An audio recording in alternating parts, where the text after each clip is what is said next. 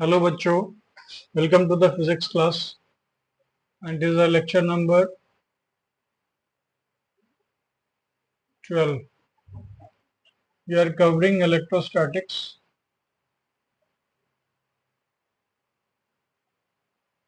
and within this chapter we are covering capacitors and in capacitors we have discussed in the previous lectures the various types of capacitors, that is the spherical capacitor, cylindrical capacitor and parallel plate capacitor, the derivations. Today we will be discussing, आज हम लोग जो करने जा रहे हैं वो है कैपेसिटर्स में एक पोर्शन है जिसका नाम है डाइलेक्ट्रिक्स। तो बच्चों डाइलेक्ट्रिक्स क्या होता है? बेसिकली ये एक इंसुलेटर होता है और इसका काम क्या है? तो आपको पता होगा कि कोई भी कैपेसिटर है, इसका जो मेन फंक्शन है वो है एनर्जी स्टोर करना। It is energy storing device.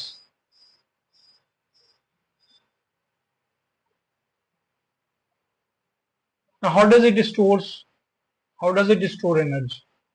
तो इसमें क्या होता है कि if you connect A battery and charge this capacitor, positive charge है, मान लीजिए ये नेगेटिव चार्ज है, तो ये दो चार्ज सेपरेशन के वजह से यहां पर एक फील्ड क्रिएट होगा। इस तरीके का एक फील्ड क्रिएट होता है और इस फील्ड क्रिएशन के वजह से इस स्पेस में एनर्जी स्टोर होता है। तो ये चार्ज सेपरेशन तब तक संभव नहीं है जब तक कि इस बीच में कोई इंसुलेटर ना हो। तो नॉर्मली जो इंसुलेटर हम लोग बाय डिफॉल्ट पाते हैं वो है air. Air is a good insulator, लेकिन इसकी कुछ कमियां भी हैं। मॉइस्ट एयर यदि होता है तो फिर ये कंडक्टिंग हो जाता है, तो इस वजह से ये उतना बढ़िया एक इंसुलेटर नहीं है। तो you can improve the capacity of this capacitor to hold charges and thereby store more energy। देखिए इसमें यदि ज्यादा चार्ज डालते जाएंगे दोनों तरफ से, दोनों एंड से, तो एक पॉइंट आ जाएगा जिसका नाम है ब्रेक डाउन वोल्टेज। तो कोई भी इंसुलेटर का एक पोटेंशियल डिफरेंस के बाद क्या होता है कि जो प्रॉपर्टी इंसुलेट करने का वो all of a sudden break कर जाता है एंड देन ये जो इंसुलेटर है वो कंडक्ट करना शुरू कर देता है, इलेक्ट्रिसिटी कंडक्ट करना शुरू कर देता है। All of a sudden very large current flows through it, और जिसके वजह से इतना हीट डेवलप होता है कि वो कभी कभार चार्ज भी हो जाता है ना, वो जल जाता है। तो इस वजह से इस ब्रेकडाउन वोल्टेज के नीचे यदि हम वोल्टेज रखें तो मैक्सिमम अमाउंट ऑफ चार्ज यहाँ पर स्टोर हो सकता है। तो सवाल है कि यहाँ पर यदि इंसुलेटर का क्वालिटी बढ़िया हो तो क्या होता है कि we can put on more charges on both the plates without approaching the breakdown voltage. So a large voltage difference ensues between the plates, thereby the amount of energy that is stored within the capacitor is increased. So primarily the dielectrics function is to increase the capacity of the capacitor, the energy storing capacity of the capacitor. तो अब ये insulator कैसे काम करता है इसको हम लोग समझेंगे।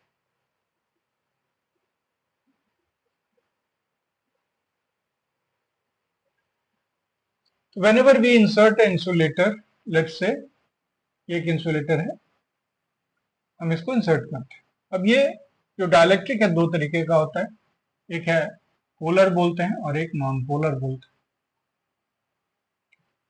तो पोलर मटेरियल्स में उसके भीतर में डाइपोल्स होते हैं। ठीक, डाइपोल्स आपको यदि नहीं पता है तो मैं यहाँ बता देता हूँ कि वेरी स्मॉल डिस्टेंस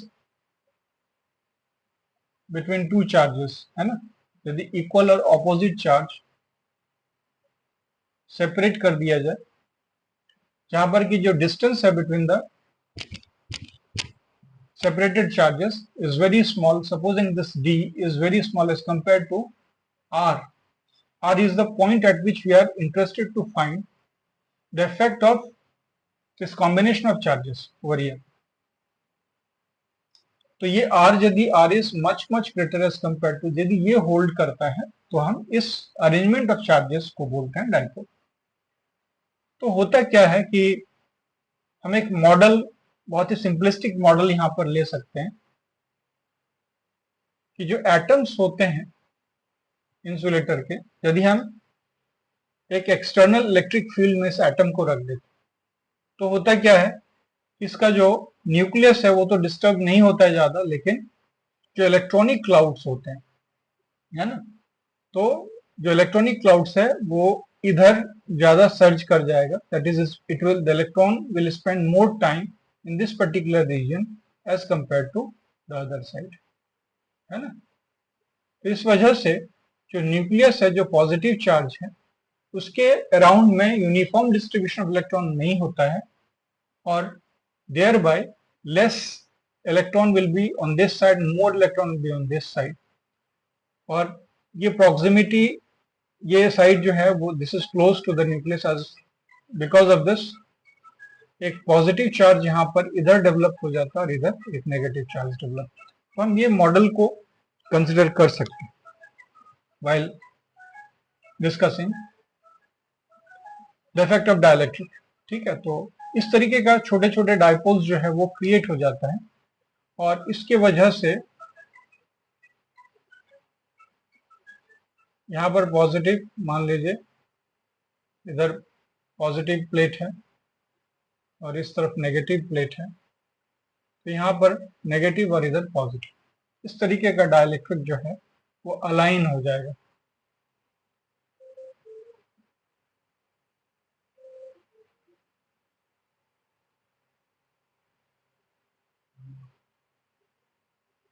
इस तरीके से अलाइन हो जाएगा। तो हम देखते हैं कि जो बल्क ऑफ द मटेरियल है उसमें चूंकि नेगेटिव पॉजिटिव साइड जो है वो न्यूट्रलाइज कर देगा, तो सरफेस पर यहाँ पर एक नेगेटिव चार्ज आ जाएगा और इस सरफेस पर एक पॉजिटिव चार्ज आ जाएगा।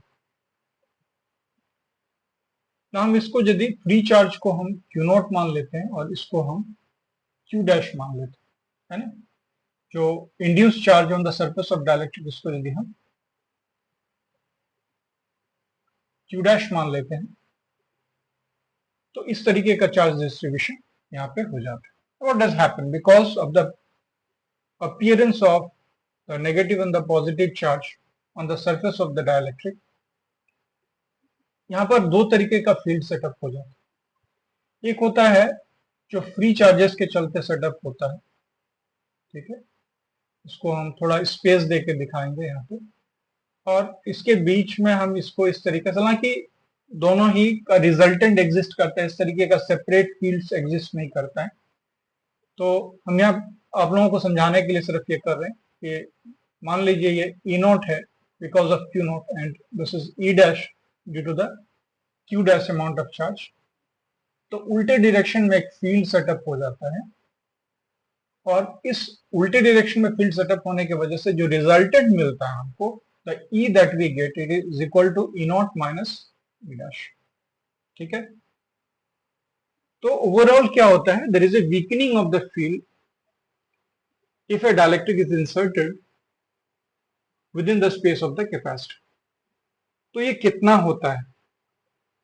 Now without going into the various models that are available to us, we'll be discussing it separately।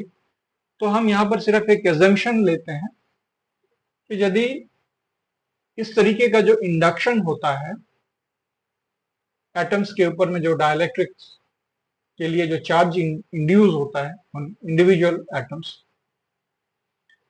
यदि बहुत पावरफुल इलेक्ट्रिक फील्ड नहीं है तो we can say that the electric field is proportional to the E vector.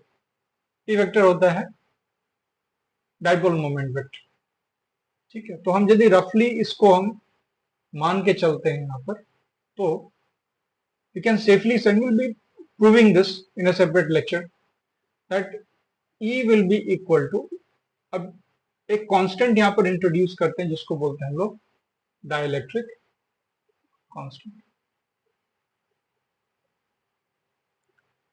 तो E is equal to कितना, जो E naught है वो है द इलेक्ट्रिक फील्ड। यदि कोई डाइलेक्ट्रिक नहीं रहता है तो जो इस पर चार्जेस अपीयर होते हैं उसके चलते जो dielectric sorry, the electric field is created because of the free charges on the surface of the capacitor plates, उसके चलते जो फील्ड होता है उसका कितना है, E naught by K हो जाता है।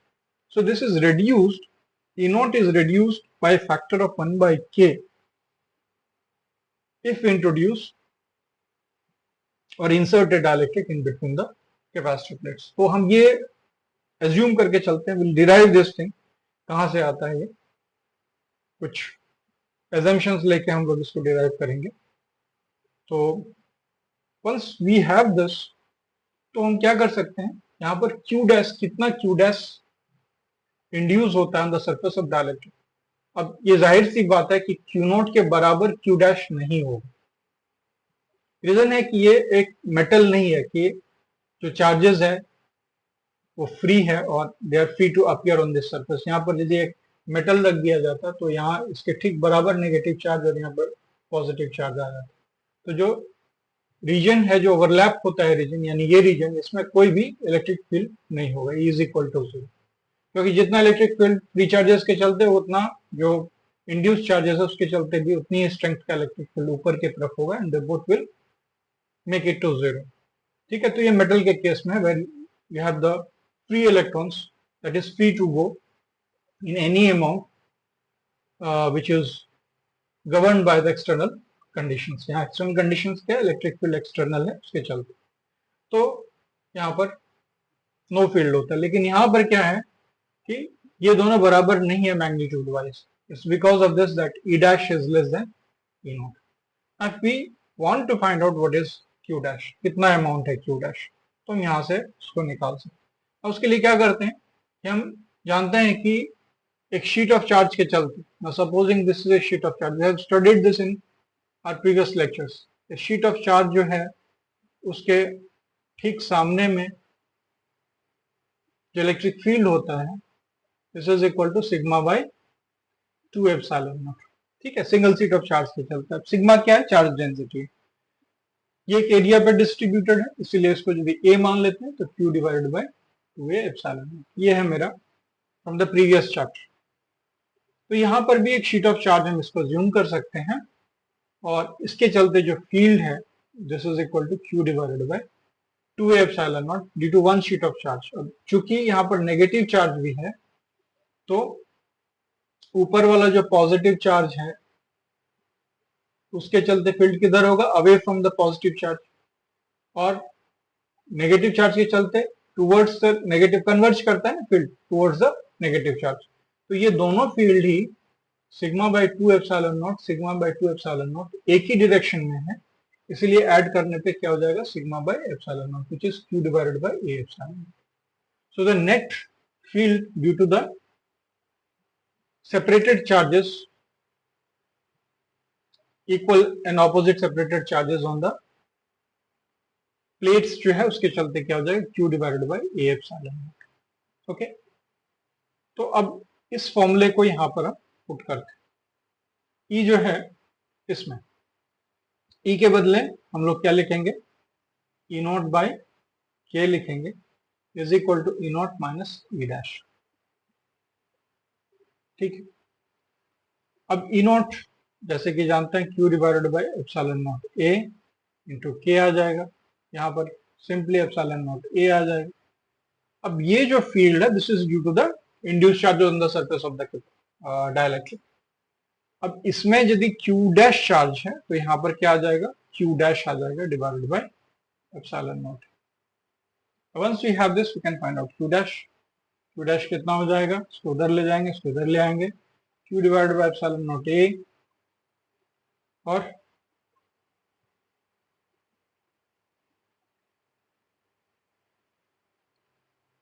तो 1 - 1/k आ जाएगा, ठीक है। और ये एप्सिलॉन नॉट चला जाएगा, मेरा q डैश जो है which is q 1 - 1/। So this is the amount of induced charge on the dielectric surface if it is kept in between a capacitor plate which is charged, ठीक। तो ये मेरा derivation है डायलेक्ट्रिक्स, ओके। तो अब इसके चलते होता क्या है, व्हाट डज हैपन।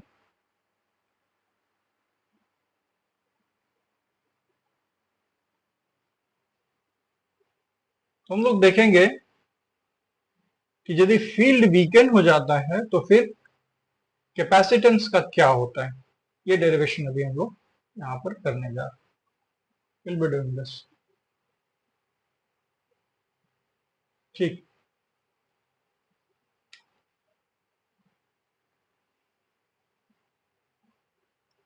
तो if E is equal to E0/K हो जाता है,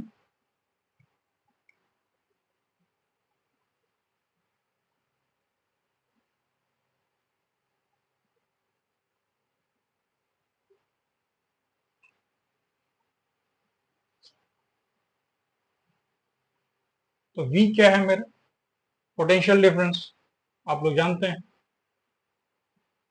फॉर्मूला जो है VB minus VA is equal to from A to B E dot DL, ठीक है। ये फॉर्मूला हम लोग इलेक्ट्रोस्टैटिक्स जब कर रहे थे उसमें बताया हमने।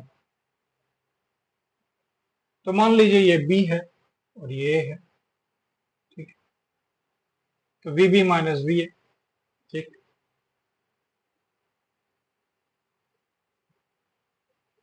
हम लोग जा किधर से रहे हैं, देखिए पाथ मेरा किधर है, A टू B, A से B की तरफ जा। तो मेरा जो पाथ है DL है वो इस डायरेक्शन में, और फील्ड किस डायरेक्शन में, ठीक इसके ऑपोजिट डायरेक्शन। तो हम माइनस दिए, इंटीग्रेट किए, A टू B किए, और E और DL के बीच में है ना, E इधर है, DL ठीक ऑपोजिट है, तो 180 डिग्रीज है, इसीलिए डॉट प्रोडक्ट क्या हो जाएगा, E into DL into cos of 180 degrees. And what is cos 180, this is -1। So altogether we have E into DL A into B। अब E कांस्टेंट है, इसको हम बाहर निकाल लेते, और DL का इंटीग्रेशन तो सीधा D हो जाएगा, है ना, दोनों के बीच का जो डिस्टेंस है वो D है। So DL is equal to L, and L कितना है, L is equal to D, so directly we are writing ED। So the potential difference है ना, डेल्टा V जो है वो कितना है, ED। तो once we have this, the potential difference is equal to E0/K into T, ठीक। अब E0 इंटू डी क्या है, देखिए E0 है फ्री चार्जेस जो कैपेसिटर प्लेट्स, मेटल प्लेट्स पर है, उसके चलते। तो E0 इंटू डी क्या हो जाएगा, V0 हो जाएगा। What is V0, V0 is the potential difference due to the free charges on the plates, capacitor plates, या फिर जब डाइलेक्ट्रिक इंट्रोड्यूस नहीं किया गया था तब जो पोटेंशियल डिफरेंस एग्जिस्ट कर रहा है। तो हम आइसोलेटेड वाला केस ले रहे हैं कि एक बार चार्ज कर लिए और फिर इसको आइसोलेट कर लिए। दूसरी तरफ भी देखेंगे हम लोग कि जब बैटरी से कनेक्टेड रहता है तब क्या होता है। तो E0 into D is equal to V0, V0/K. So the potential difference if you introduce a dielectric is reduced by a factor of 1/K. And as you know that capacitance of a capacitor is equal to Q divided by V. तो यदि ये isolated capacitor है तो इसका charge जो है it has nowhere to go, है ना, ये आइसोलेटेड है, इसलिए दैट रिमेन्स एज Q0, और V कितना हो जाता है, V0 इंटू Q। सो Q0/V0 is equal to C0 into Q। तो यहां से पता चलता है कि if you introduce a dielectric, the capacitance of the capacitor increases by factor of K सब समय ग्रेटर देन इक्वल टू 1। ये 1 होता है एयर के लिए, and for any other dielectric it is greater than 1। तो C नॉट इंटू के हो जाएगा. So this increases by factor of 2. अभी ये मैकेनिज्म हम देखते हैं. यदि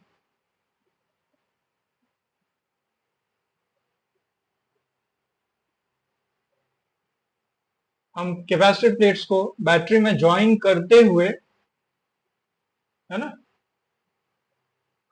इसमें ज्वाइन किया, पहले चार्ज हो गया capacitor, and then we introduce a dielectric, inserted dielectric between the plates.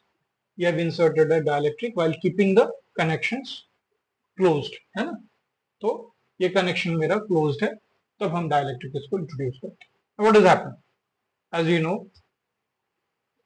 The phenomenon will be the same. Internal mechanisms change होने वाले नहीं है. ठीक है. तो क्या है?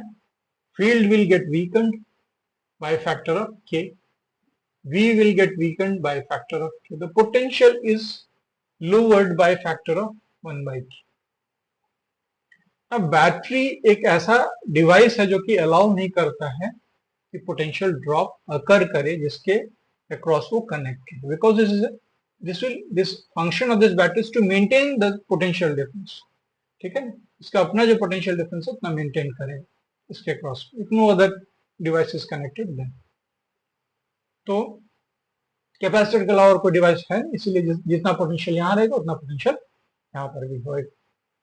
लेकिन यहाँ पर क्या हो रहा है? डाइलेक्ट्रिक इंसर्ट करने से पोटेंशियल डिफरेंस कम जा रहा है. तो बैटरी ये अलाउ नहीं करता. तो बैटरी के पास होता क्या है? This can supply more charge. ठीक है. तो जो चार्ज यहाँ पर जाएगा, this will be Q naught times K. More charge will be supplied over to offset this. हमने यहाँ पे देखा है कि E and V is directly related to Q, है ना, क्योंकि E is equal to क्या है, वो देखे थे, Q divided by epsilon naught A था, और V जो है यहाँ से उसी प्रक्रिया से तो इंटू K हो जा रहा है, और जो V है इंटू D आ जा रहा है. तो जस्ट क्या हो जाएगा, ये भी QD divided by K epsilon naught A आ जाएगा. So this is my V is directly related to Q. Okay. तो यदि हमको V बढ़ाना है तो proportionately, because these things are not changing, तो हमको Q कितने से बढ़ाना पड़ेगा? K से बढ़ाना पड़ेगा, Q, है ना, ताकि ये जो 1 by K वाला ये ऑफसेट हो सके. So an additional amount of charge is supplied so that the overall charge is equal to Q naught times Q. And again, C, as you know, this is Q by V. Now, since the potential of the battery is V, same potential will be maintained. ठीक है. तो यहाँ पर V constant हो गया. क्या बढ़ गया? चार्ज बढ़ गया. कितने से बढ़ा? K इंटू Q नॉट से बढ़ा. So Q naught by V is again my C naught, and therefore we see that even if we connect the battery and keep the connection as such while introducing the dielectric, the capacitance of the capacitor still increases by a factor of K. So this is all from the portion of dielectrics as covered in your class 12 syllabus. And in the next lecture we'll be discussing the internal mechanism. कुछ और examples जो भी simplistic लिए हैं उसको हम थोड़ा सा और भीतर में देखेंगे कि क्या हो रहा है. ठीक है ना. अलग अलग टाइप के डायलैक्ट्रिक्स होते हैं, तो उन डायलैक्ट्रिक्स का अपना मैकेनिज्म्स हैं. विल बी डिस्कसिंग, बहुत ही शॉर्ट में हम डिस्कस करेंगे कि क्या मैकेनिज्म्स हैं, और क्यों E is reduced by factor of 1 by K. In fact K को भी हम लोग एनालाइज करेंगे कि अदर कॉन्स्टेंट्स के टर्म्स में इसका वैल्यू क्या. So this is all for today. I hope you enjoyed the lecture. यदि कोई डाउट्स हैं तो आप इंस्टाग्राम में जाके पोस्ट कर सकते हैं, क्वेश्चंस पोस्ट कर सकते हैं, या फिर कमेंट में भी हमको लिख के भेज सकते हैं, और I will try my best to answer you. Okay, bye for now.